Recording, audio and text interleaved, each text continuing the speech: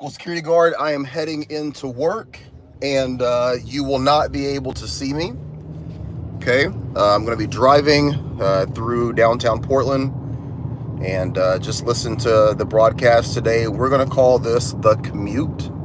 My man Sean does a lot of videos in his car, a lot of live videos in his car, and you guys know that I put a premium on production value, but this is a great opportunity. You know, I've been thinking about being more proficient and how to get more things done. I work a lot. I work a lot of hours. I have a lot of irons in the fire, but it's important to have some of the conversations that we need to have, and in the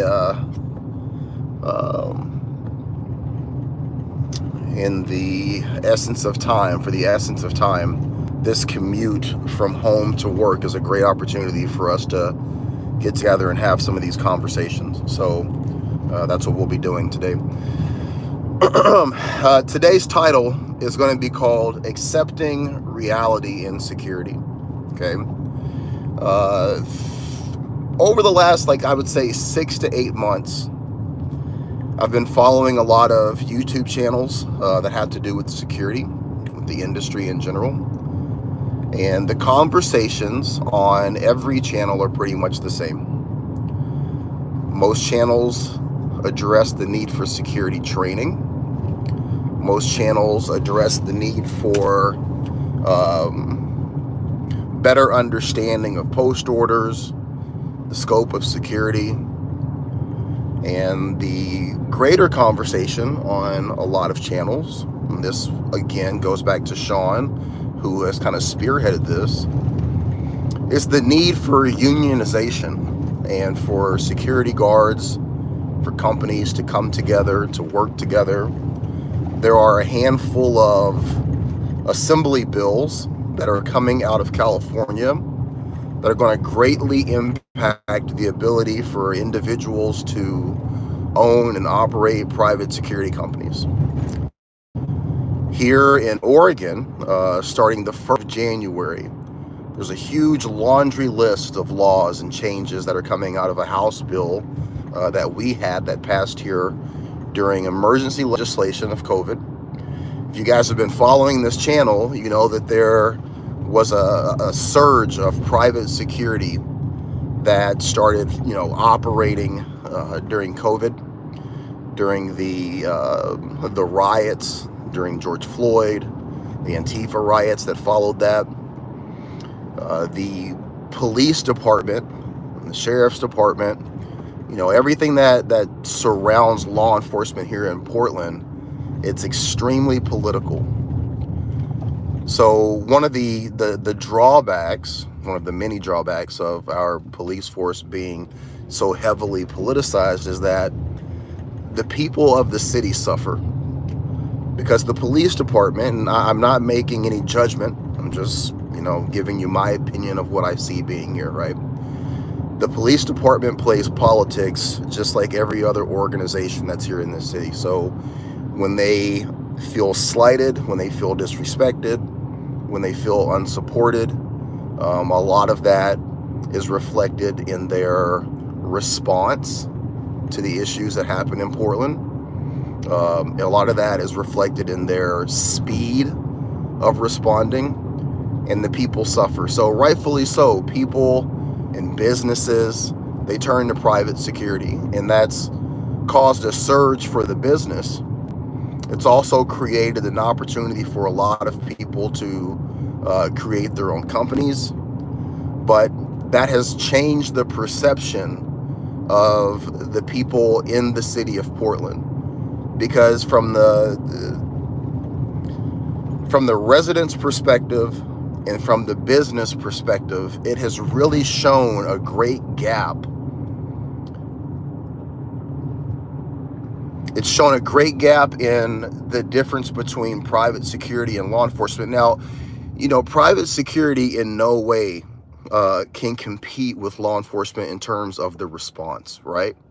But if law enforcement is not responding, then private security looks pretty fucking good, right? And so it's creating a lot of questions, and it's created a lot of questions here in Portland. People are starting to ask questions. Listen, I'm paying my taxes. And when I make a phone call, I need help, I need a response, you know, especially during the time of COVID, during the time of the riots, the police aren't responding. When the police do respond, they tell me that there's nothing that they can do, you know, and I hire this private security company. They're here, you know, either at the exact moment that something happens, or they're here within minutes, and they're making an effort. Again, you know, they can't do something to the level of law enforcement, but it is a presence. So I say all that to say that there's a laundry list of laws and changes that were drawn up. Luckily, we've had some great people who have fought really hard to get some of the most egregious parts of that House Assembly bill, you know, whittled down. But there are some major changes coming in terms of who can own a security company, how those security companies can operate, the uniforms that can be worn, the equipment that can be carried. So, you know, Sean over at the Security Investigation and Leadership channel, he often says, listen, you have to watch California, because as California goes, so goes the nation.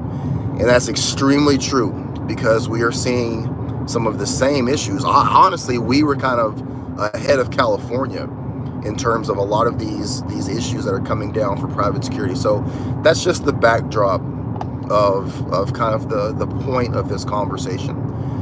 So knowing all of that, Sean and a couple of other YouTube creators and people who are working in the security guard industry, they've been having a lot of really pertinent conversations about training, about unionizing, about working together, about going after some of these large box companies for, you know, violation of antitrust, all these things. Great conversation, great thoughts, great intention, right? But today we want to talk about reality, and what kind of spawned this was last night's Colorado and Stanford game. So if you guys are following football, you know that the biggest story in college football this year has been Coach Prime, Deion Sanders, who has taken over the Colorado Buffaloes. Now, Colorado, I think, went like 1-12 or 1-13. They had a horrible season last year. Deion Sanders was located at Jackson State, which is a historically black college down in Mississippi, I believe. Had great success. If you guys aren't aware, Deion Sanders, you know, played for the Atlanta Falcons. He played baseball for the Atlanta Braves. He was a superstar standout in college. He played for the Dallas Cowboys, winning the Super Bowl. He played for the San Francisco 49ers, winning the Super Bowl. I mean, this guy was just phenomenal. Hall of Fame football player, known as the greatest defensive player, you know, arguably, and always known as the greatest cornerback of all time. So, you know, he takes over this program in Colorado where, you know, they just have had a losing culture for over, you know, 20, 25 years. When I was a kid, they won a national championship, but it's been a long time since they've been relevant, and an even longer time since they've been really successful. So Coach Prime takes over this program, brings in his son, who's a very good quarterback, his other son, who is a very good defensive back, and all of the attention this year has gone to Colorado, despite the fact that if you follow college football, you know, Georgia is in line for a three-peat. I don't think that's ever happened. So the University of Georgia, SEC powerhouse, in line for a three-peat. I haven't heard really any conversation about Georgia this year. All the conversation, all of the press, all of the eyes has been on Colorado. So rightfully so, you know, people are interested in Colorado. But I think that they might be like 4-3 as of last night. But watching last night's game with Stanford, they go into this game and they should easily beat Stanford. Stanford is having a down year. They lost to Sacramento State a couple of weeks ago. I didn't even know Sacramento State existed. But anyway, Colorado goes out, and historically, over the last couple of weeks, they've had a lot of problems. If you watch that team play, you just realize that they're just not very good. And it's not that they're not very good because they don't have talent. They are just a group of players who are playing together in this environment for the first year, and rightfully so, you're going to struggle. But all of the attention is on Colorado, and so the hype around this team has people believing that they're better than they are. And again, this is not a shot against Colorado. It's not a shot against those kids.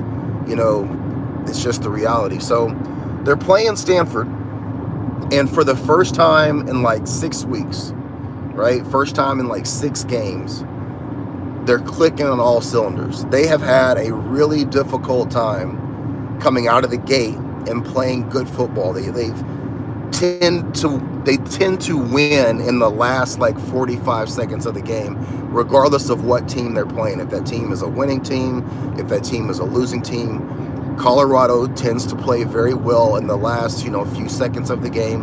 And the games that they've won, they've kind of squeaked them out, right?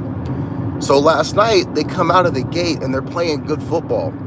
Going into the third quarter, they're leading Stanford like 29-0, right? The fans are excited. The commentators are excited. Deion Sanders looks satisfied. And for me personally, I'm like, man, these guys are finally putting it together. It's a winnable game. They're leading going into the third quarter. They're, not making a lot of senseless penalties, what you would expect. And then the fourth quarter happens. Stanford starts to come back. Before you know it, as time runs out, they kick a field goal, and then they end up winning the game. Just absolutely unacceptable. And as frustrated as I started to get, it finally dawned on me the reality of Colorado football. It is what it is. These guys are first year playing together. Deion Sanders is first year coaching at a Pac-12 school in a Power 5 conference. It is what it is. And guys, that made me think about private security. All of us, when we're at work, if you're a halfway decent security guard, if you have a halfway decent work ethic, if you care about the people, you care about the client, you care about the industry, right? You can go to work on any given day and you can look around you and you can see things that need to be addressed. All of us can see the need for training. All of us can see the need to be better prepared. All of us can see the benefit of CQB, of run and shoot, of medical training. All of us. If you have half of a fucking brain, you can go to work on any given day and you can say to your supervisor, this is what we could do better. This is how we could improve. This is how we could be better suited to handle our industry, to serve our clients, to be better protected. And all of us know, over time, on a long enough timeline, that all of those requests, all of those suggestions, all of those desires fall flat on deaf ears. Because the reality is that it is what it is. The security industry is not set up to be better. The security industry is not set up to train, to educate, and to better officers. Because for all intents and purposes, we're not officers. We're guards. We simply fill a slot so that the larger company can benefit and make money. That's it. That is the reality of our existence. Guys, there is nothing about our industry that is set up to offer a amazing level of service. It's not set up to offer a tactical response. It's not set up to honestly engage and stop an active shooter. If that happens, and it happens under circumstances where unequivocally there's no liability to the contract or there's no liability to the client, as an officer and as a company, you may come out. But our role is simply to fill a position, to offer the appearance of security, and to fulfill the contract to a level that the ownership of the company is able to make a lot of money. While this happens, we will be compensated at the level that we are deemed to be worthy of. Now, that sounds extremely disheartening. And if you're not able to operate in that reality, this is not the industry for you. Are there areas of the security industry where your training is paramount and it's taken seriously? Yes, of course. Are there areas of private security where you're working executive protection, you're working at nuclear facilities, you're working on a military installation? Those are anecdotes. Those are outliers. For the vast majority of us, law enforcement experience or not, our job is to fill a role so that a company can check the box that security has been offered, that there is someone there in case. But that situation will never lead to a growing number of companies or people that are going to try and institute betterment on a large scale. It's going to come from the grassroots. And I think that that's a great thing, guys. We live in a capitalist society. Each individual officer has the ability to command more money for themselves if they're able to articulate why, if they're able to find those areas of security where they can be successful and they can make more money. But the reality is that private security is not about betterment on a large scale. Individually, yes, it should be about betterment. I feel that all of you guys, all of us as officers, we owe it to ourselves. More than anything, we owe it to our fucking families, guys. We owe it to our families to come home at night. And the only way, as things increasingly get worse in this society, and as we are put in positions where we are asked to do more, and we are asked to be more of a presence and have more of a role that is similar, not exactly, but similar to law enforcement, it is our duty to make sure that we are properly trained, properly educated, properly motivated to do our job and do our job to the best of our ability. But that is going to come from each and every individual fucking officer. No company is going to send you to training. No company is going to care if you are medically trained to be able to pack a wound or to stop the bleed. No company, for the most part, is going to train you on tactical tactics. Should they? Fuck yes. Will they? Fuck no. And once we as officers, you as junior officers, I'm talking to my young guys, the absolute second that you understand what this game is, it's a money grab for the company.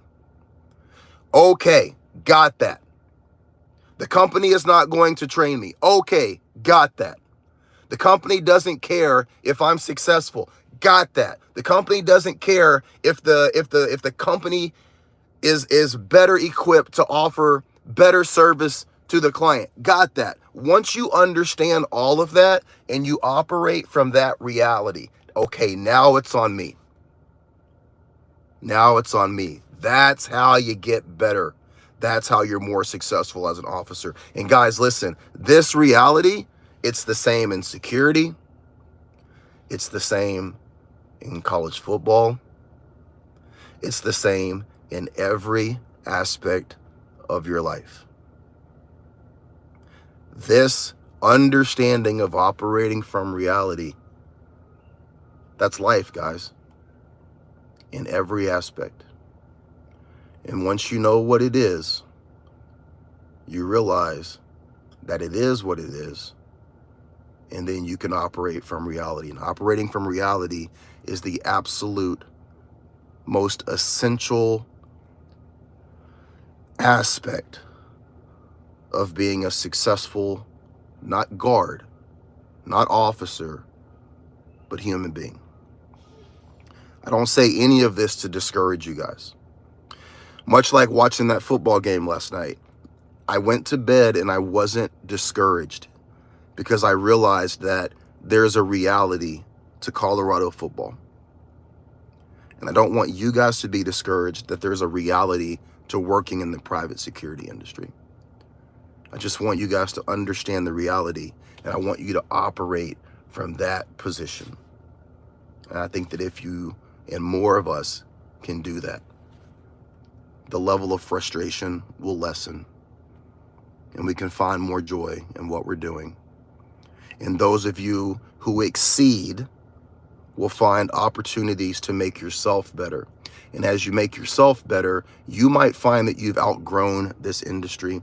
You might find that, like me, you find benefit and you find joy in the fact that your being a better officer makes you better prepared. And individually, when you are at that location, when you are on that post, that those people are better protected. That is why I do this job.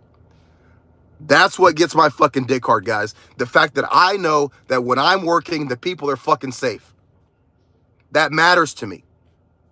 Because absent me being at that store, absent me being there, the people who generally are working when I'm not working, they don't take it as seriously as I take it. And since they don't take it as seriously as I take it, since they don't train with the level of passion that I train, since they don't look at the opportunities the way that I look at the opportunities, they are not providing the same level of service. And God forbid my family or the people that I care about or the people that I love are in that location and I'm not there, they aren't safe. That's why I do this job.